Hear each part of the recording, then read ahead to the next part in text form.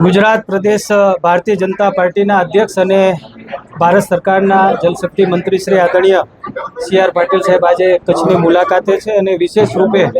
આજે સાંસદ સંપર્ક સદનનું કચ્છ લોકસભાનું આજે લોકાર્પણ કરવામાં આવ્યું હતું। આજે કચ્છના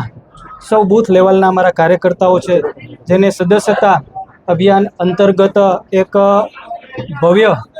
કાર્યકર્તાઓનું સ્નેહ મિલન, સૌ બૂથ સુધીના કાર્યકર્તાઓનું સ્નેહ મિલનનો સૌ કાર્યકર્તાઓનો આજે સંમેલન અહીંયા રાખવામાં આવ્યું હતું, જેની અંદર અમારા પ્રદેશ અધ્યક્ષ શ્રી આદરણીય પાટીલ સાહેબ, સંગઠન મહામંત્રી શ્રી આદરણીય રત્નાકરજી ઉપસ્થિત રહ્યા હતા। સાથે સૌ ધારાસભ્યશ્રીઓ, જિલ્લા ભાજપના પ્રમુખશ્રી અને કાર્યકર્તાઓ ઉપસ્થિત રહ્યા હતા। આદરણીય શ્રી સી આર પાટીલ સાહેબે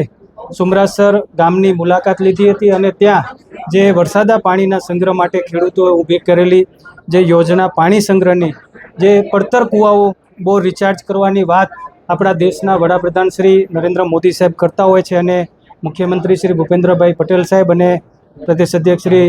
સી આર પાટીલ સાહેબની પ્રેરણાથી કચ્છની અંદર પણ 1000થી વધારે આવા બોર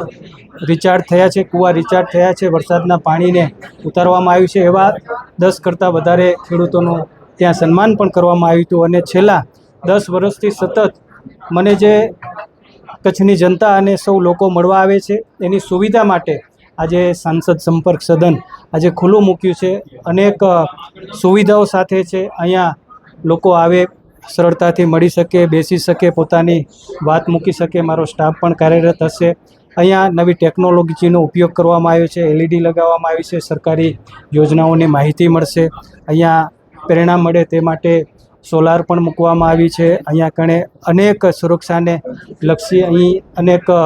સુવિધા ઊભી કરવામાં આવી છે અને આજે આ કાર્યાલયનું લોકાર્પણ કરવામાં આવ્યું હતું।